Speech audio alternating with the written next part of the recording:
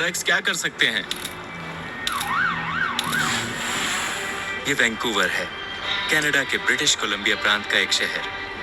देखो, मेरे पास हमेशा $5 रहते हैं, इसलिए लोग मुझे $5 कहते हैं।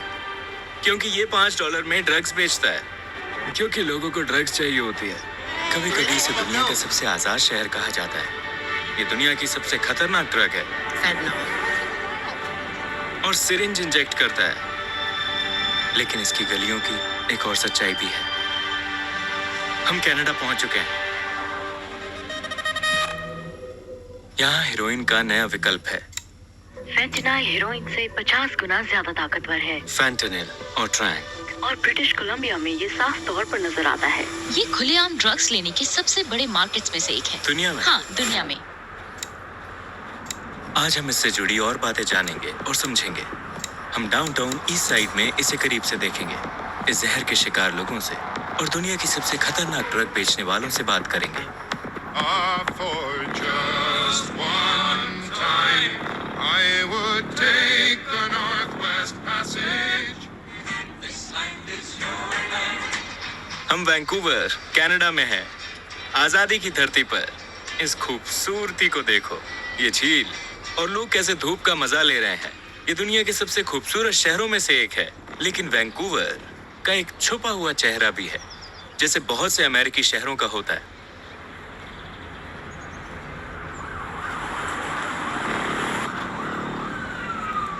इसे रहने के लिए दुनिया में 5वें नंबर पर रैंक किया गया है। जरा सोचो, कनाडा में ड्रग्स की हालत अमेरिका से अलग है। यहाँ सरकार खुद लोगों को ड्रग्स देती है। जिस ड्रग का असर आप यहाँ देख रहे हो उसे ट्रैंक कहते हैं। फैंटेनिल और ज़ाइलोज़ीन का मिक्सचर, एक ऐसा केमिकल जो शरीर को अंदर से खत्म करता है, स्किन को नष्ट कर देता है और होश मिटा देता है। और मदद अक्सर देर से मिलती है, अगर मिलती भी है तो। आज हम वैंकूवर की गलियों से गुजरेंगे और यह है पहली कहानी। मेरी माँ को 19 साल की उम्र में फ्लैश ईटिंग डिजीज हुई थी। जिम्मेदारी लेने के बजाय मैं उल्टी दिशा में चला गया और सब कुछ गैर जिम्मेदाराना किया। मेरे पास प्रोफेशनल हॉकी खेलने का मौका था, उसे भी बर्बाद कर दिया। और तो क्या कनाडाई सरकार लोगों को सेफ्टी के लिए ड्रग्स देती है?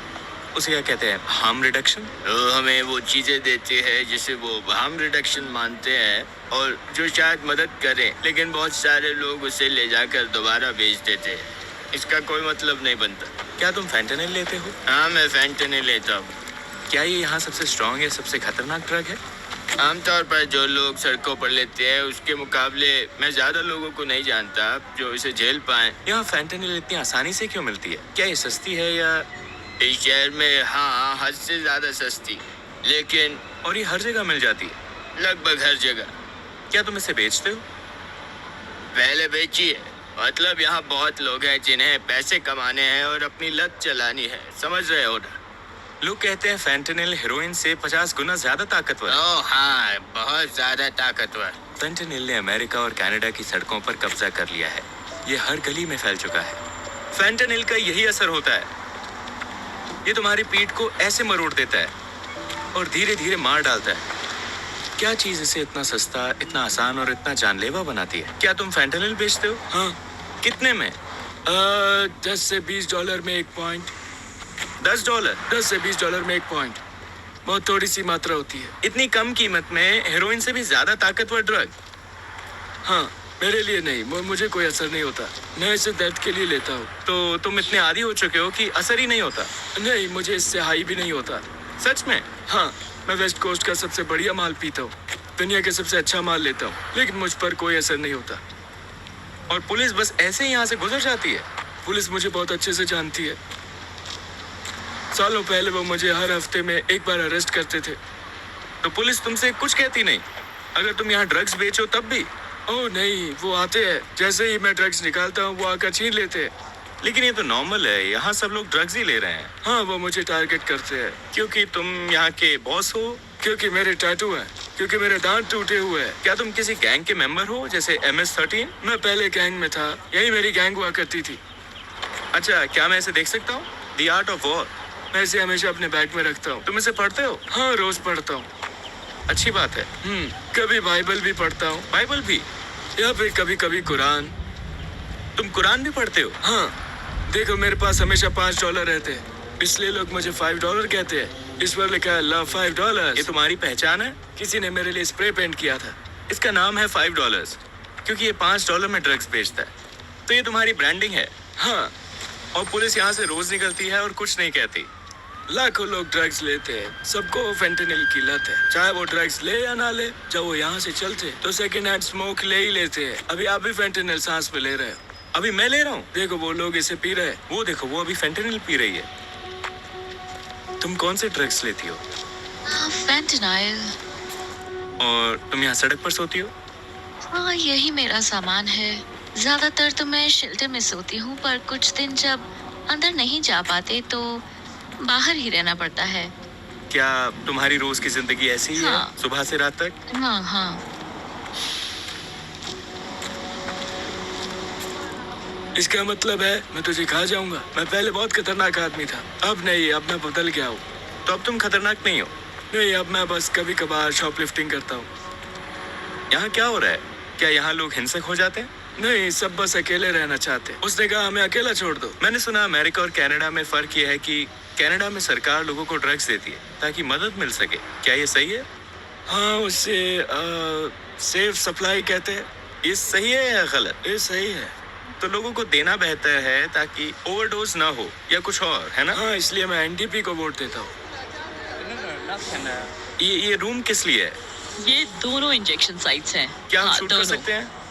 तुम्हें उससे पूछना होगा। अच्छा, तुमसे नहीं। वो $5 वाला बंदा कहाँ है? $5 वाला कहाँ गया? आप ये जगह देख रहे हो? आप इस जगह में जा सकते हैं। सरकार इसे सपोर्ट करती है और वहां जाकर खुद को फेंटेनिल या हेरोइन इंजेक्ट कर सकते हैं। जरा सोचो, क्या हम बात कर सकते हैं? हाँ, क्यों नहीं। तुम्हारा नाम क्या है? निकी। तुम भी सेफ इंजेक्शन साइट पर आती हो? हाँ, मैं आती हूँ। ये जगह हार्म रिडक्शन और सेफ यूज के लिए है, सिर्फ इंजेक्शन के लिए नहीं। ये पूरी गली में है या सिर्फ यहाँ? ये जगह सेफ ड्रग यूज के लिए है। तो इस बिल्डिंग के पीछे तुम स्मोक करने वाली चीजें ले सकते हो, जैसे हेरोइन, डाउन, क्रैक, मैथ। अंदर सिर्फ शूटिंग के लिए है, सिर्फ इंजेक्शन के लिए। मतलब ज्यादा सेफ जगह है। हाँ, बिल्कुल सेफ है। बगल वाली जगह सेफ इंजेक्शन साइट है, जहाँ नर्सेज रहती हैं।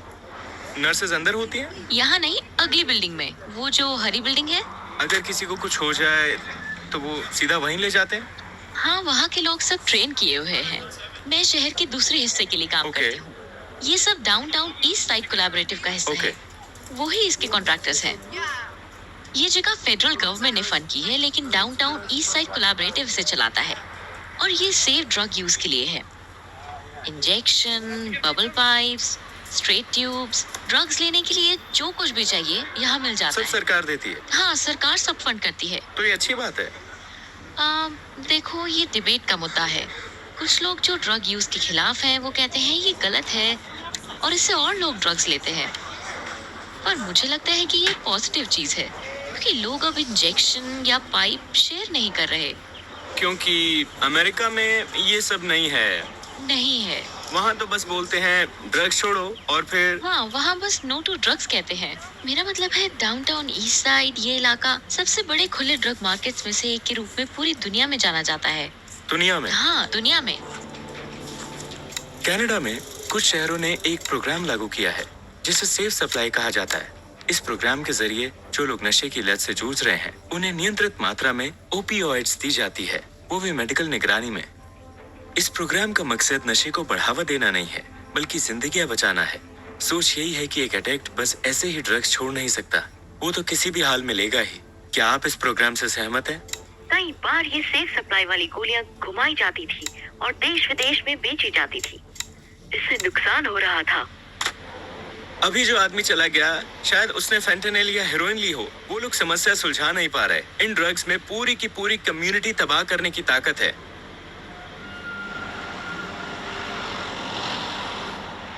लेकिन अमेरिका में हालात अलग है। वहाँ ये पॉलिसी लीगल नहीं है। सिर्फ हार्म रिडक्शन वाले प्रोग्राम्स की ही इजाजत है, जैसे साफ सुई देना या कुछ खास दवाइयाँ। अब ड्रग डीलर थे, पहले हुआ करता था। अब क्या करते हैं? पहले मैं इस इलाके को बर्बाद करता था, अब मैं पॉजिटिव का हिस्सा हूँ, थोड़ा प्रॉब्लम का सोल्यूशन बन गया हूँ। आपकी सेवा का धन्यवाद। हाँ, कोई बात नहीं। तो आपने ये सब शुरू किया और अब बंद कर दिया? हाँ, मैं भी यहीं रहता था, ड्रग्स करता था।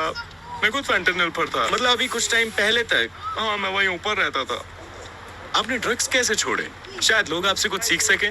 मैंने सालों तक लड़ाई की, कभी साफ रहा, फिर कुछ टाइम अच्छा चला, फिर वापस फिसल जाता था। फिर एक दिन ऐसा आया कि मैं सबसे थक गया। आपने खुद फैसला लिया? हाँ, हम तुम्हें सलाम करते हैं। शुक्रिया। सलाम सलाम। यहाँ के बिजनेसेस पर इसका क्या असर हुआ? कई दुकानों को ड्रग संकट की वजह से बंद करना पड़ा या कहीं और जाना पड़ा। साथ ही कुछ लोग नशे से जुड़ी चीजें बेचकर मुनाफा भी कमा रहे हैं। देखो, ये दुकानें बंद पड़ी हैं। अक्सर ये लोग दुकानों में घुस जाते हैं, इसलिए यहाँ सख्त सिक्योरिटी और कैमरे लगे होते हैं। जैसे ही दरवाजा खुलता है, ये लोग अंदर घुस जाते हैं। दुकानदार के लिए दुकान खोलना भी मुश्किल हो जाता है।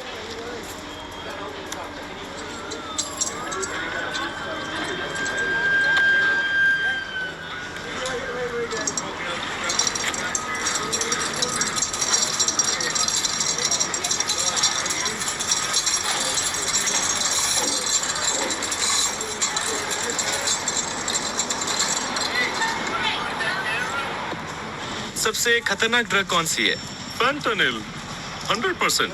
कैसे आदमी ज़ॉम्बी जैसा दिखने लगता है? कई लोग वैसे हो जाते हैं क्योंकि वो अजीब पोजीशन में बेहोश हो जाते हैं, जैसे दरवाजों के पास या फुटपाथ पर पड़े रहते हैं, तो उसी हालत में बेहोश रहते हैं। और फिर धीरे धीरे इन लोगों में से कई के हाथ पैर नहीं होते क्योंकि छोटे छोटे जख्म और इन्फेक्शन हो जाते हैं। हल्की सी खरोंच से भी बहुत बैक्टीरिया और बीमारियां लग जाती है और फिर उन्हें काटना पड़ता है।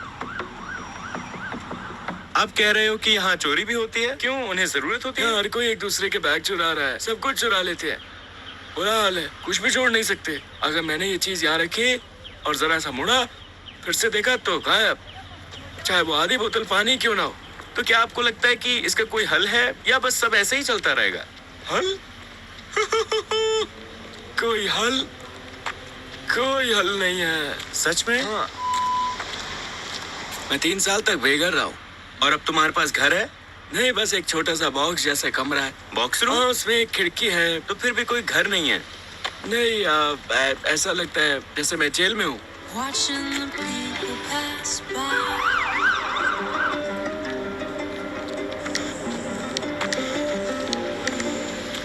वैंकूवर के ज्यादातर लोग इस गली से दूर रहते हैं, और सिर्फ इस गली से नहीं बल्कि आसपास के एरिया से भी। बस कुछ ब्लॉक्स दूर किराया थोड़ा सस्ता हो सकता है, लेकिन ऐसे हालात में किराए में बचत भी कोई मायने नहीं रखती। ये फैंटेनिल है, तुम्हारे लिए नॉर्मल है? इसका कोई असर नहीं होता? कैसा लगता है? मेरे पीठ के दर्द में राहत देता। तो तुम चाहते हो कि पुलिस तुम्हें अकेला छोड़ दे? हाँ, शायद अच्छा होगा अगर पुलिस हमें शांति से जीने दे और छोड़ दे। हाँ, क्योंकि तुम आजादी की जमीन में हो। हाँ, सही कह रहे हो। मतलब ये जगह तो फ्री होनी चाहिए, ये तो पब्लिक एरिया है ना।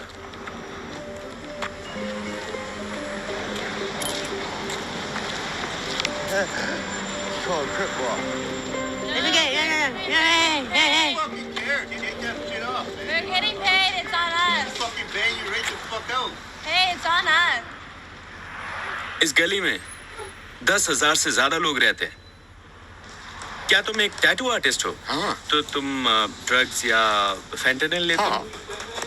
लोग कहते हैं ये जानलेवा है। जितना ज्यादा इस्तेमाल करो, ड्राइविंग भी तो जान लेती है। बॉडी को ड्राइविंग भी तो जान लेती है। ड्रंक ड्राइविंग से ज्यादा लोग मरते हैं, फेंटेनिल से नहीं।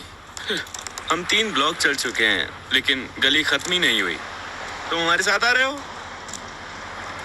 गुड लक भाई।